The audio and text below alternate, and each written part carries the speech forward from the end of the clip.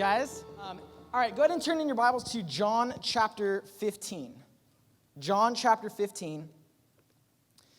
It was suggested that I should preach behind the boat tonight, but I think I'm now, because then just an accent's gonna come out like RMAT or something like that, or like what's the Captain Phillips?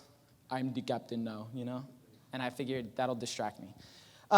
Before we move on and before we even get going here, I want to say this is the last week of the I Am series, and I don't know about you guys, but I have thoroughly enjoyed having all of the different, perspectives and teaching styles, and have you guys enjoyed all of our speakers coming in and helping us out and serving us, yeah? Yes? Yeah. Yes. You guys do this so well already, but I want to encourage us to just maybe even step it up even more.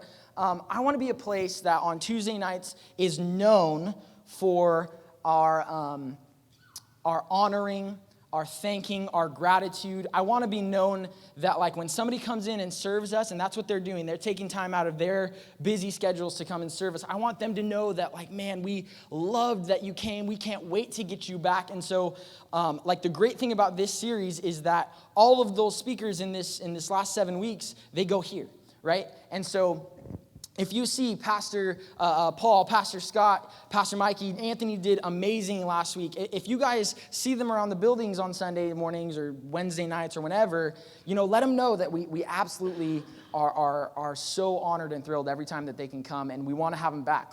Isn't it? I want to be a place that man, they really took care of me when I came, and they appreciated all the hard work. And so I just want to encourage you guys. Again, you guys do it so well already, but let's just be that place that they know, I can't wait to get back to Tuesday nights. Yeah? Yeah. I have loved all of our speakers, but I also love preaching. And so I am absolutely super honored to be able to open up the Word and preach to you guys. It's been a little bit. It's been a couple, maybe 3 months since I've preached with you guys. But I'm excited about this one. And this is one of those I am statements that I know there's been some debate the last couple of weeks about which one is the most important, right? I've had a couple speakers, and I don't blame you, every speaker, man, their week is the most important. And I'm not going to I'm not going to say it's the most important, but I'll preach and then you guys can decide, I'm kidding. But this is one of those I am statements that it is definitely probably more well-known than it's probably up there with the way, the truth, and life, right? You've heard this one, I am the vine. You hear it around church. You hear it in church lingo.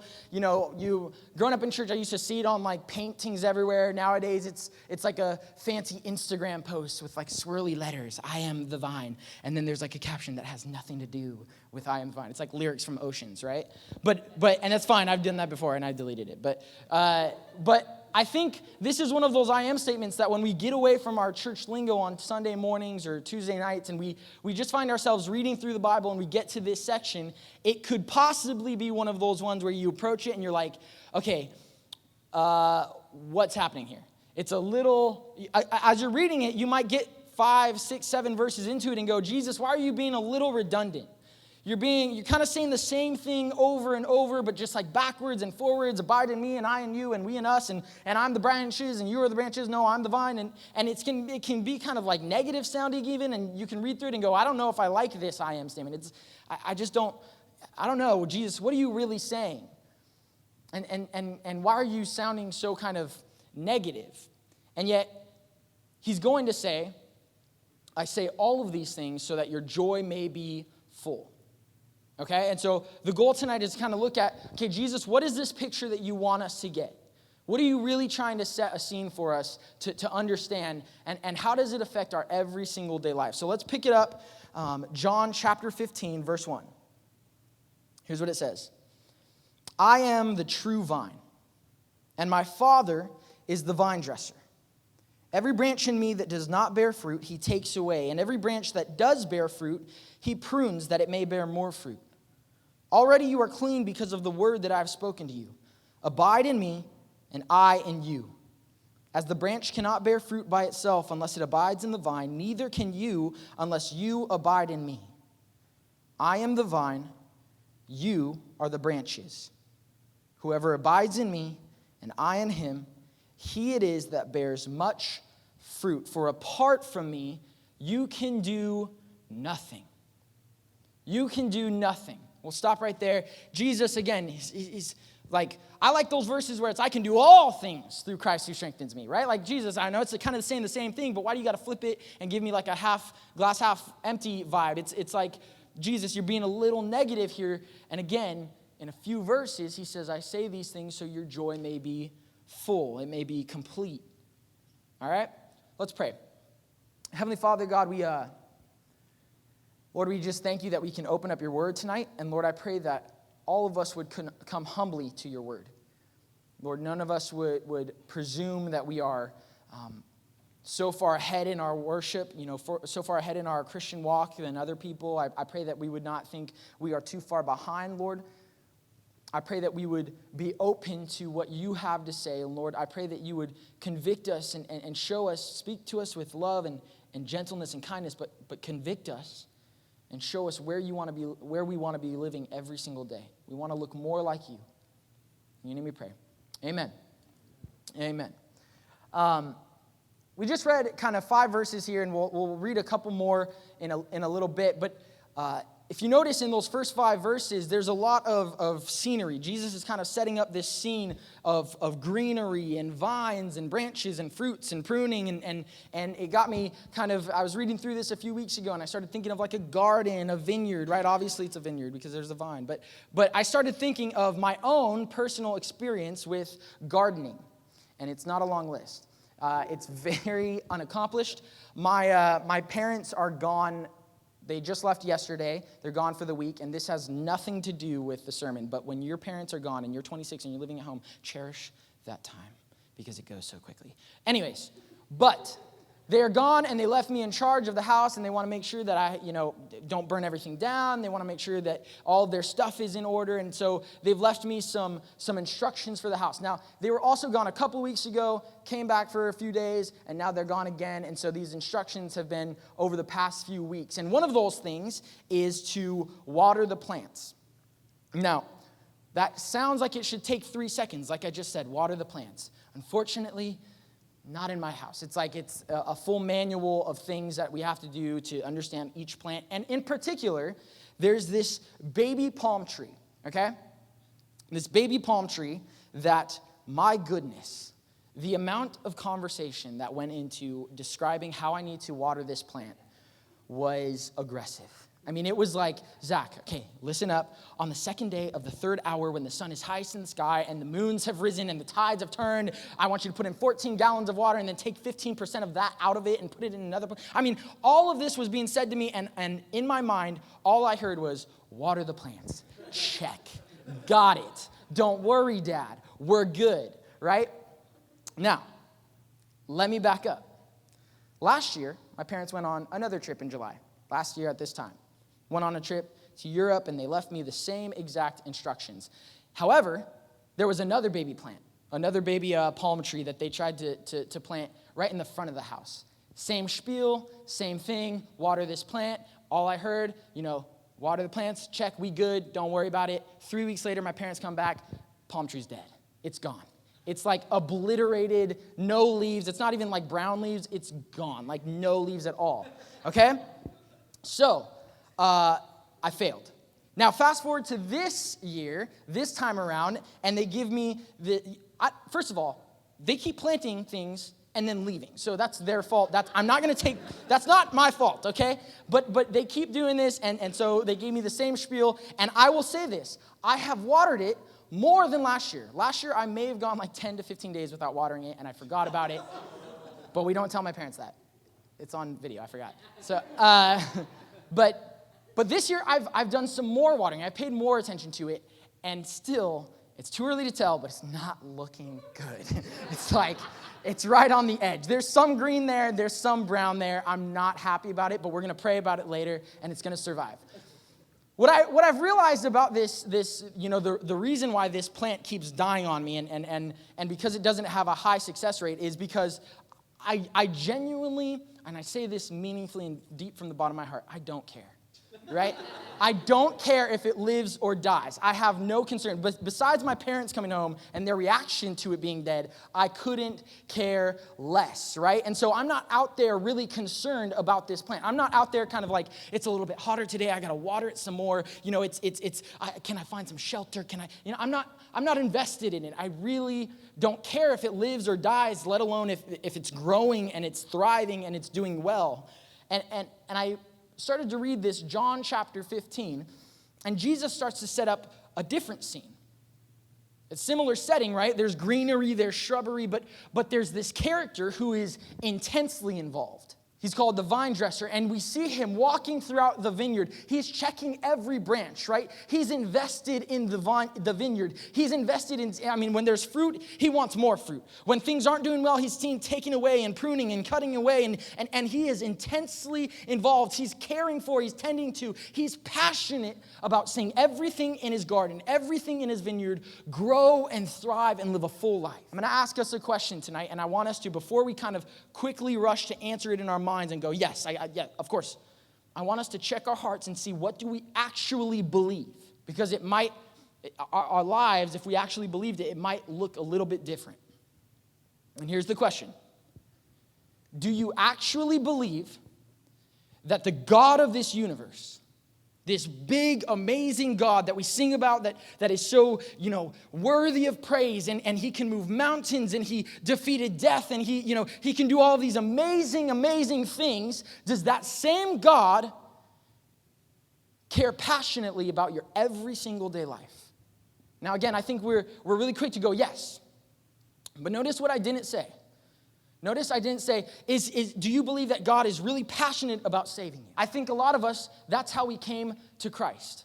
We had this awakening moment where we go, man, God loved me so much. He was passionately pursuing me. And he even when I was a sinner, he came after me. And he died on the cross for me. And he raised again so that I could live. And we come to Christ. But do we believe that same God cares just as much about your next day? Or do we have a view of kind of, okay, I saved him. Whew, another one down. Got him. Just in the next time. Let me know when the next life crisis comes up, Give me a call when you guys are going to meet. I'll meet you there.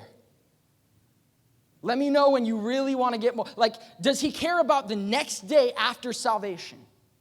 And what about the day after that? Does he care about your Monday and your Tuesday and your Wednesday and your Thursday just as much about Sunday mornings or Tuesday nights? Do you believe he is passionately involved, walking throughout this vineyard, searching every branch, picking things up, pruning, taking things away? Jesus uses this metaphor of a vineyard, of a vine, of branches. And like you've heard some of our other speakers, they've touched on this. And Jesus isn't just using metaphors for metaphor's sake. He's not just trying to be cryptic. He's not just, in fact, he's not just like saying things off the top of his head. He's not out in a desert and he sees an anthill and he goes, I am the anthill, you are the ant. And all those who come to me, I can provide shelter. Whatever ants do in an anthill. I don't know. But he's not just saying things off the top of his head. He's using specific imagery, specific pictures that were familiar to the people, but also deeply meaningful. And you can imagine a couple thousand years ago in Israel, this is not an industrialized culture. This is not an industrialized society. There's no fast food. And so they were very heavily dependent upon their vineyards and their grains. And better yet, we know this from even in the Bible, man, Jews like their wine, right? They like having parties, and in order to have a good party, they like having good wine. And where does wine come from? Grapes. And where do grapes come from? Vines. And where do vines come from? Vineyards. Right? And so the Jews, he's talking to his disciples right now, they would have known the importance of a vineyard. In fact, they would have known the importance of the person who was tending that vineyard. See, if the wine tastes bad, it's probably because the fruit's not very good. If the fruit's not very good, it might tell the people, man, did this person really put any effort into this fruit? I mean, this fruit didn't seem like it was plucked in time. Maybe the soil wasn't ground up enough. Maybe they didn't water it enough. Maybe they didn't care and they went 10 to 15 days without watering it. And it wasn't looking so good. But on the flip side, if somebody was to present some good fruit, man, this person, they put in time. They put in effort. They put in care to these fruit. That must reflect pretty good upon the person tending the fruit, tending the vineyard. Let's move beyond just the practical application of how they would have understood vineyards and vines. There was also this biblical understanding. In the Old Testament, God a few times refers to Israel as a vineyard or a vine. And I think it's Psalms 80, David is saying, you have plucked up this vine out of Egypt, out of slavery, and you've planted it in this promised land, and its branches have flourished all throughout the land. And there was this picture of God kind of being that vine dresser, tending to his garden, tending to his nation. But then as you probably heard, the nation of Israel, as the history goes on, they start to latch themselves on to evil and corrupt things. And so the metaphor that's being used now is now not the one that's so good. Now when Isaiah and Jeremiah and Ezekiel are using these metaphors, it's pretty negative, actually. Isaiah chapter 5, he says, I expected good fruit, and you have produced evil, wild fruit. Jeremiah 2 says, I planted pure seed. What happened? I tended to you, and that the branches have latched onto this corruption, and now you guys are getting your source of life from somewhere else that I have not, I didn't even plant this kind of seed. Ezekiel 15 or 17, I believe it calls Jerusalem a useless vine. And so now there's this picture of God, who is now turning his back upon his vineyard for a time. But there was this understanding that there would be a remnant, there would be a new plant, there would be God kind of taking a choice vine and planting it again. And so this metaphor kind of was carried out throughout the years of Israel. And now it's Jesus' time. It's carried all the way throughout. And funny enough, as we know that people would go into the temple around Jesus' time, and they would go in to offer sacrifices, and they would offer, their prayers. And right above the temple, one of the main decorations was this golden vine as you would enter. Sometimes it would come down the pillars. And as you would enter, you would walk past this vine, and it was very deeply meaningful to these people because they got half of the metaphor right. They believed that God was the vine dresser. But they had started to believe that, the nation of Israel, we are the vine. We are the thing that's capturing all of God's attention. And so if you can imagine over years of God's the vine dresser, I'm the vine, and so that makes me pretty important. That makes me kind of the center of attention. That makes me kind of like, in fact, I'm the one in church. I'm the one in temple. I'm the one. There's a lot of people around here, and they're not really doing what I'm... And so it becomes this center of attention. Pride starts to well up, and here comes Jesus. This low man, low job, from a low place. And now he's telling his disciples, and you can imagine his disciples are telling this teaching to everyone else, and he's saying, well, you've gotten part of it, right? Yes, my Father is the vine dresser. God, Yahweh, is the vine dresser, but I am the true vine. Actually, you guys are the branches. I want to make a little observation here, and I think this is where we can kind of start to go, okay, whoa here. What are you saying, Jesus? This one is very specific to this I am statement. In fact, it doesn't happen in any other I am statement. This is the only one where Jesus includes your identity in the metaphor. This is the only one where he directly involves your identity in comparison with his. And some of the other ones you can find where you fit in the metaphor, right? Like if he's the bread of life and those who hunger, well, obviously I'm the one that hungers, right? If he's the good shepherd, my sheep hear my voice, obviously I'm the sheep, right? But he never directly comes out and says, you are the sheep. In this one, he says, I'm the vine and you are the branches. Your identity is dependent upon his. Now let's turn it back to us. Is our identity dependent upon his? Or are we kind of the center of attention? Are we kind of the center of our spiritual life? Are we kind of, I mean, when he's saying, I am the vine and you are the branches, he's really coming out and saying, hey, listen, you're not the vine. He's correcting this attitude, this pride that has started to well up. You know, I've grown up in church, and I've often hear a lot of people, and especially, young believers, whether they be, teenagers or new college students or really close friends of mine have come to Christ, and then a little bit, 6 months, a year into their relationship with God, you hear things like, I got to focus on me. I got to make sure that I got my life right. Like, I can't really commit to this. Hold on. I got to get me right. I got to focus on me. I got to get myself out of this habit or this depression. And then I'll kind of really go, but both feet into the water. Like, then I'll go full bore into this Christianity thing. And what I'm about to say is I'm not against self-care. I have learned this year that maybe I've put that off a little bit too much. And so, I'm not against kind of making sure that you're doing healthy. But unfortunately, what I've found a lot of times is that the people that say that, I just got to focus on me, unfortunately, it doesn't often lead them closer to Jesus. Unfortunately, I don't find that leading a bunch of people closer to God and doing amazing things in church or doing and not that you have to do things in church, but I find that usually it kind of ends up in this perpetuating attitude of I got to get me. I got to focus on my heart. I got to make sure that nobody's taking advantage of me. I got to make sure that, like, before I can trust anybody else with any of my issues, I got to make sure that I've got those issues down, and then I'll share. And I would ask us tonight to consider Jesus might have something to say about that. When we were setting up this series, there was a bunch of our speakers had this week on their list, like of ones that they would, whether it be this one or this one, this one or this one, and this was on a lot of their lists. This wasn't on my list because honestly, this story, whenever it would come up and whenever I would start reading it, this was one of those ones that would start to mess with my theology. And it would start to kind of like, I don't know if I can preach this because I don't know if I like.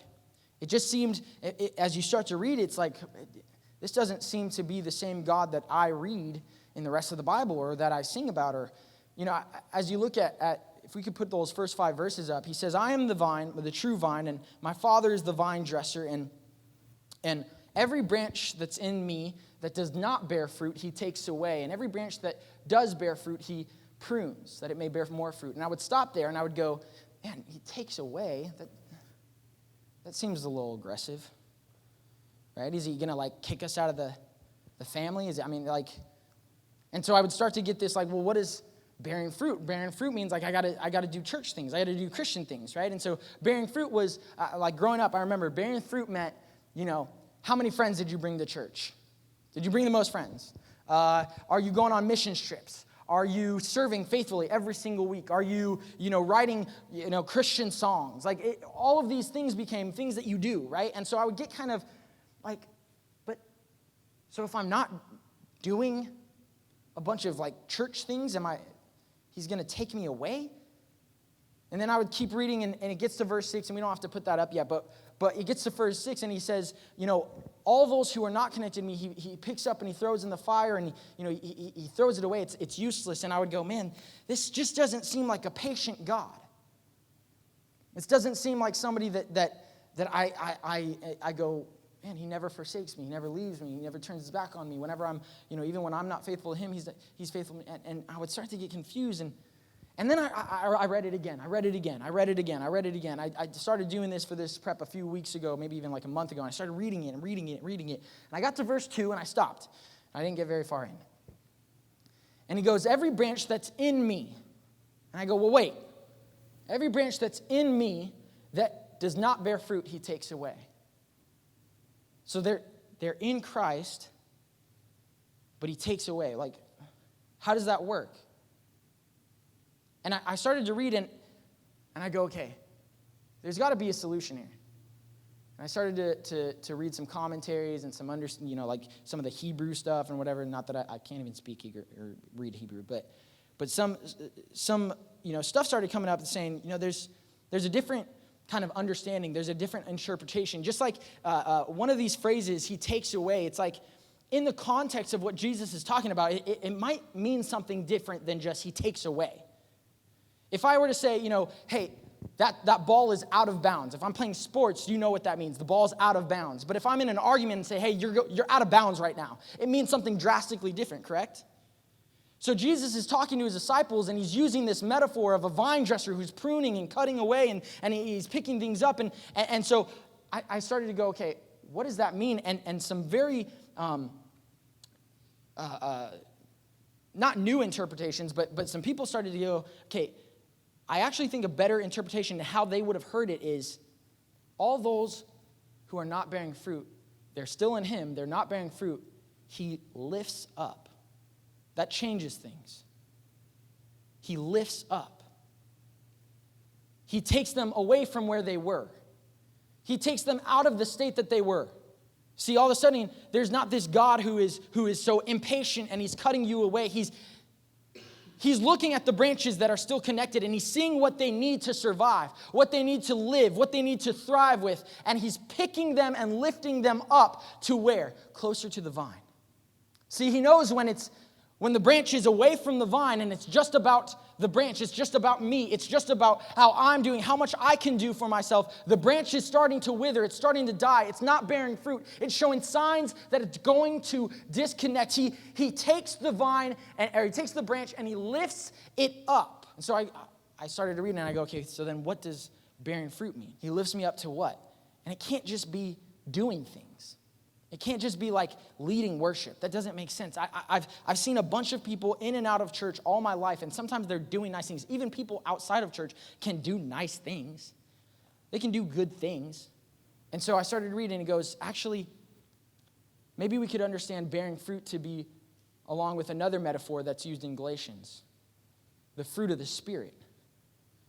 Maybe it's not that God, this vine dresser, is trying to get you to do a bunch of things. Maybe he's trying to produce in your life the things that look like Christ, the Spirit of Christ. These love, joy, peace, patience, kindness, gentleness, faithfulness, goodness, self-control. And so that gives me a different picture. Now he's not a God that's walking through the garden and he's just ready to cut you off. Now he's a God that he's looking at what you need.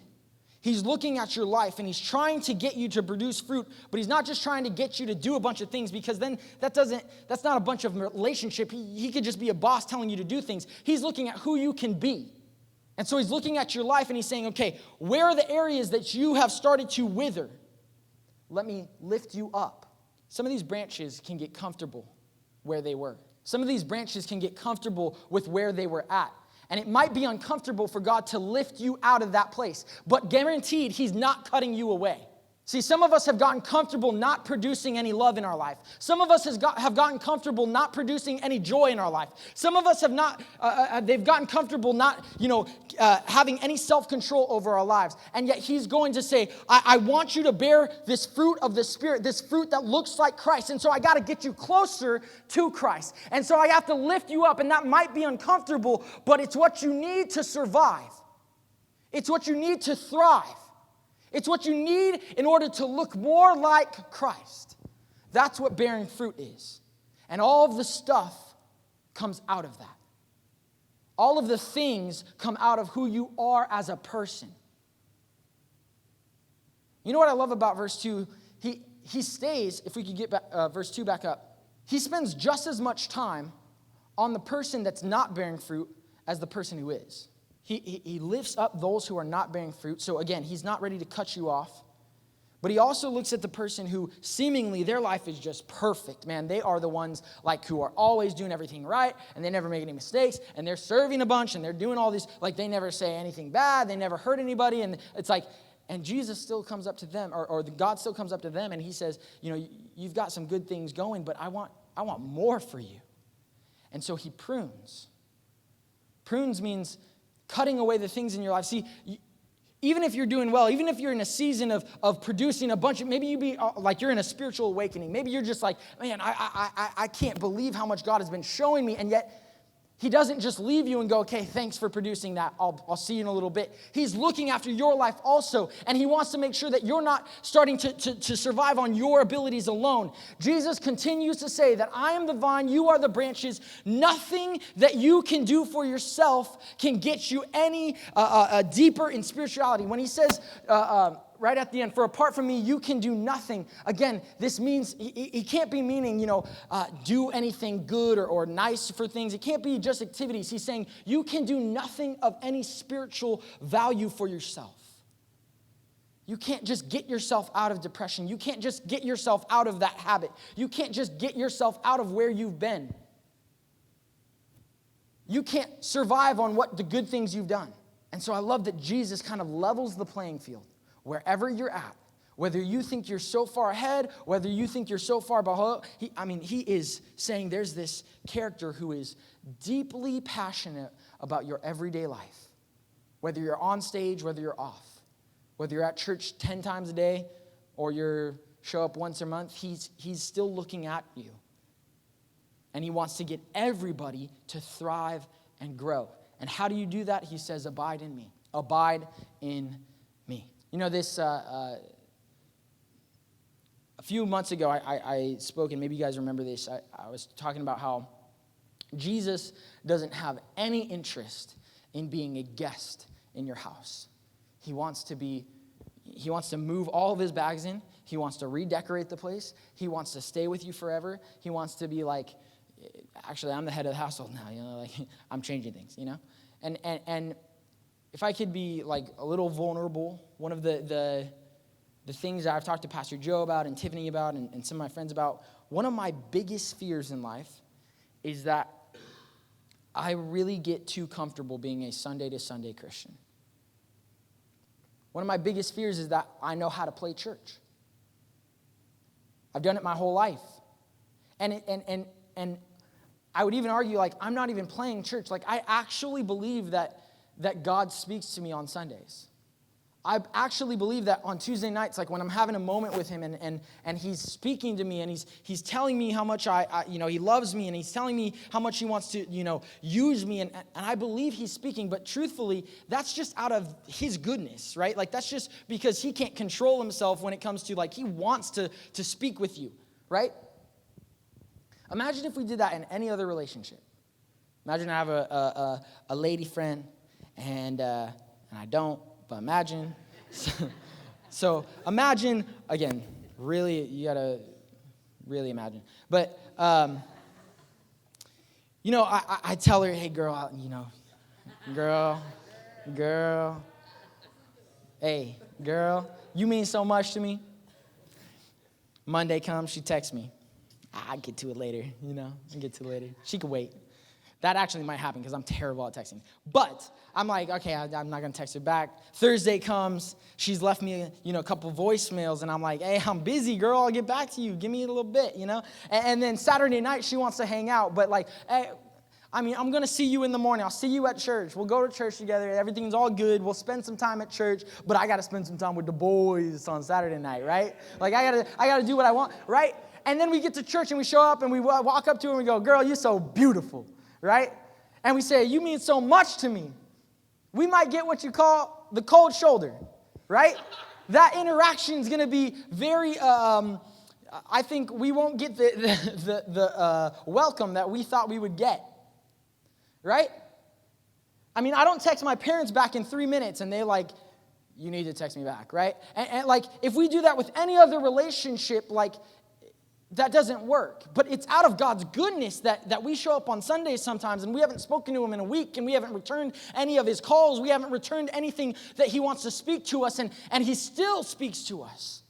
That's more out of his goodness than it is our relationship. Imagine if he's speaking to you on Sundays when you don't talk to him at all. Imagine how much he wants to speak to you on Mondays. Imagine what he wants to say to you on Tuesdays. Imagine what he wants to say to you on Saturday nights. Get this. What if he's saying, let me get my alone time with you on Saturday night so that on Sunday morning, I could actually be the mouthpiece to somebody else. Maybe I could talk through you on Sundays. But if you're just like Sundays are my day to speak with God, well then you haven't been used by God. You're still in that baby state where you're withering away because you're dependent on one day to hear from him. You're not really abiding in him. You're just seeing him once in a while. Imagine how much he wants to have a relationship with you. Imagine how much he wants to speak with you. You can do nothing apart from him. We get to verse 6, and this is the one where I think we start to kind of focus in so much. I've heard this verse 6 be like the focus of this verse, and we get to, if anyone does not abide in me, he is thrown away like a branch that withers, and the branches are gathered and thrown into the fire and burned. And I used to hear this and go, man, this is giving me a picture of God that just he wants to throw the things in the fire, but actually, if you understand what Jesus is saying, and he's saying the importance of abiding in him, this verse is not necessarily so much about salvation. He's speaking to his disciples. What this verse is highlighting is the utter dependence upon the vine. What he's saying is, apart from me, you will wither and die, and then you're going to be useless. You're going to fall away. So you have to stay connected to the vine. Verse 8. He says, 7 and 8, yeah. If you abide in me, and my words abide in you, ask whatever you wish, and it will be done for you. You know, when we're talking about abiding with Christ, abiding in him, finding our source of life, not having it centered around us, not, like I can do it for myself, and Jesus is just like my add-in on Sundays, my add-in on Tuesdays, and he's not just like this sprinkle of Jesus over my life. Like that, is there that app that calls like Sprinkle of Jesus? Or is that like an actual app or something? Sprinkle of Jesus, yeah. Where it's like, and it's a nice sentiment, but like, let me just get a little sprinkle of God's word in today, and it just reminds you, sprinkle of Jesus, right? But unfortunately, like that's how some of us have our lives, right? Sprinkle of Jesus. That doesn't seem like abiding in Jesus. But look at the flip side, right? If you don't abide in him, you're useless. You start to wither and die, and you become dead wood. And all you're good for is being thrown into the fire to keep warm. He's saying there's dependence upon the vine. But the flip side is, if you abide in me and my word is in you, ask whatever you wish, and it will be done for you. Some of us are asking God to do things on Sundays that we don't even think to ask on Mondays. Some of us are asking things of like big things. Some of us are like, God, can you heal my family? Lord, restore the relationship with my family. I want to feel close with my family. And yet on Monday or Tuesday or Wednesday or Friday, we're not bringing it up at all. Some of us are asking God to heal us. Some of us are asking God for a miracle on Sunday or Tuesday nights, and we don't even ask any other day. And he's going, do you even want this? I mean, if I gave it to you, would you even know it? Would you be responsible with it? Is it going to lead you to more life, or are you just going to squander it? I'm like, do you really want it? And yet, for those who abide in him, if we every single day, not just Sunday to Sunday, but if we every single day abide in him, and my words are in you, then ask whatever you wish, and it will be done. See, I love that verse 8 says this, by this my Father is glorified, that you bear much fruit and so prove to be my disciples. See, you know that metaphor, remember that picture of like the vine dresser that brings his fruit. And if it's bad fruit, he's gonna be seen as a lazy vine dresser. If it's good fruit, he's gonna be seen as a good vine dresser, right? When we abide with Christ and we ask, he wants to bless us. He wants to give us the things that we need in life. He wants to get you closer to the vine. See, good fruit reflects well upon him.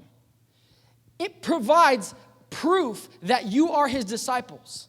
Some of you need to hear this. He wants to be giving you what you want. He wants to be giving you the things that you think you need. Some of you are not off with the things that you're praying about. You just got to abide in him, meaning address him more than just Sundays and Tuesdays. It means just winter camp or just summer camp, it can't be the only time that you're going after God. You have to be abiding, and then he starts to provide proof that you're his disciples, and you start to look good. You start to look like real fruit. You start to look like, man, I'm producing things in my life that I couldn't produce on my own. That person, man, imagine the witness. Imagine that. Man, he's producing things in you. He's bringing things up out of you. He's producing joy and peace in your life. And you start to go in your workplace. You start to go in your school. And you just, man, you're that batch of good fruit. And people look at it and go, man, that person, he's patient. That person, he doesn't get all angry. That person, he's got self-control. Your life just became an evangelistic tool without opening your mouth. Those people see that and go, man, somebody had to be taking care of that person. Somebody had to be putting in the time. Somebody had to be putting in the effort. You proved to be his disciples. He wants to bless you. It reflects well on him. He wants to bear fruit in your life. But he's got to get you closer to the vine.